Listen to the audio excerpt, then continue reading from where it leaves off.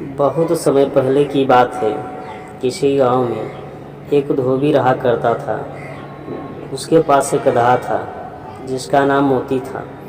क्योंकि धोबी बहुत स्वभाव से बहुत ही कंजूस था, इसलिए वह अपने गधे को जानबूझकर चारा पानी नहीं देता था और उसे चरने के लिए बाहर भेज दिया करता था। इस कारण गधा बहुत कमज़ोर हो गया था। जब एक दिन धोबी ने उसे घास चरने के लिए छोड़ा तो वह चरते चरते कहीं दूर जंगल में निकल गया और जंगल में उसकी मुलाकात एक गीदड़ से हुई। गीदड़ ने पूछा, गधे भाई तुम इतने कमज़ोर क्यों हो?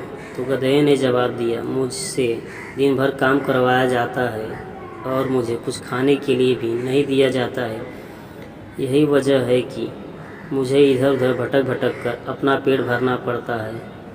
इस कारण मैं बहुत कमज़ोर हो गया हूँ। गधे की यह बात सुनकर गीदड़ कहता है, मैं तुम्हें एक उपाय बताता हूँ जिससे तुम बहुत ही स्वस्थ और शक्तिशाली हो जाओगे।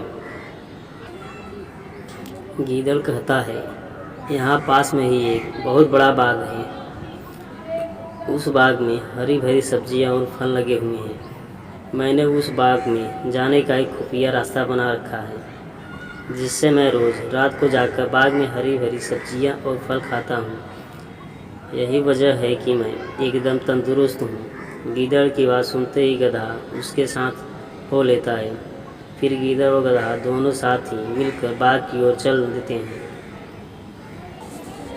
बाग में पहुंचकर गधे की आंखें चमक उठती हैं। इतने सारे फल और सब्जियां देखकर गधा अपने आप को रोक नहीं पाता और बिना देर किए ही वह अपनी भूख मिटाने के लिए रसीले फल और सब्जियों का आनंद लेने लगता है। गीदड़ और गधा जी भर के खाने के बाद उसी बाग में सो जाते हैं। अगले दिन सूरज निकलने से पहले ही गीदड़ उठ जाता है और फौरन बाग से निकलने को कहता है। गधा बिना सवाल किए गीदड़ की बात मान लेता है और वह दोनों वहाँ से रवाना हो जाते हैं। फिर वो दोनों रोज़ मिलते और इसी तरह बाग में जाकर हरी भरी सब्जियां फल खाते। धीरे धीरे समय बीतता गया और गधा तंदुरुस्त हो गया। रोज़ भर पेट खाना खाकर अब गधे के बाल चमकने लगे और उसकी चाल में भी सुधार हो गई। एक दिन गधा खूब खाकर मस्त हो गया और ज़मीन पर लौटने लगा। तभी गीदड़ ने पूछा, गधे भाई तुम्हारी तबीयत तो ठीक है ना? तो गधा कहता है, आज मैं बहुत खुश हूँ और मेरा गाना गाने का मन कर रहा है। गधे की यह बात सुनकर गीदड़ घबराया और बोला, न गधे भाई, यह काम भूलकर भी मत करना। भूलो मत, हम चोरी कर रहे हैं। कहीं बाग के मालिक ने तुम्हारा बेसुरा गाना सुन लिया और यहाँ आ गया तो बड़ी मुसीबत हो जाएगी। और भाई इस गाने वाने के चक्कर में मत पड़ो। गीदड़ की यह बात सुनकर गधा बोला, तुम क्या जानो गाने के बारे में? हम गधे तो खानदानी गायक हैं। हमारा ढेंचू राग तो लोग बड़े शौक से सुनते हैं। आज मेरा गाने का बहुत मन है, इसलिए मैं तो गाऊंगा। गीदड़ समझ जाता है कि गधे को गाने से रोक पाना अब मुश्किल है। गीदड़ को अपनी गलती का आभास हो जाता है। गीदड़ बोला, गधे भाई तुम सही कह रहे हो। गाने वाने के बारे में हम क्या जाने। अब तुम बता रहे हो तो मुमकिन है कि तुम्हारा सुरीली आवाज़ सुनकर बाग का मालिक फूल माला लेकर तुम्हारे पहनाने ज़रूर आएगा तुम्हारे पास।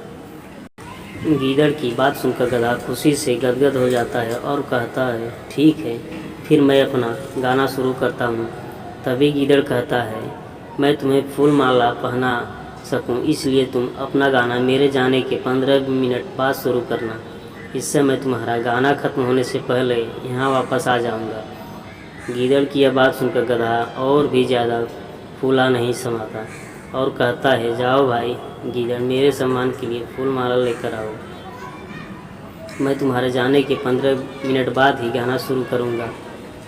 गधे की इतना कहते ही गीदड़ वहाँ से 9-2-11 हो जाता है। गीदड़ के जाने के 15 मिनट बाद गधा अपना गाना शुरू करता है। गधे की आवाज़ सुनते ही बाग का मालिक लाठी लेकर वहां पहुंच जाता है और वहां गधे को देखकर बाग का मालिक कहता है कि अब समझ आया कि तू ही है जो मेरे बाप को रोज़ चर के चला जाता है। आज मैं तुझे नहीं छोड़ूंगा। इतना कहते ही बाग का मालिक लाठी से गधे की खूब कुटाई करता है। बाग के मालिक की कुटाई की वजह से गधा अधमरा हो जाता है और बेहोश हो जाता है, ज़मीन पर गिर जाता है।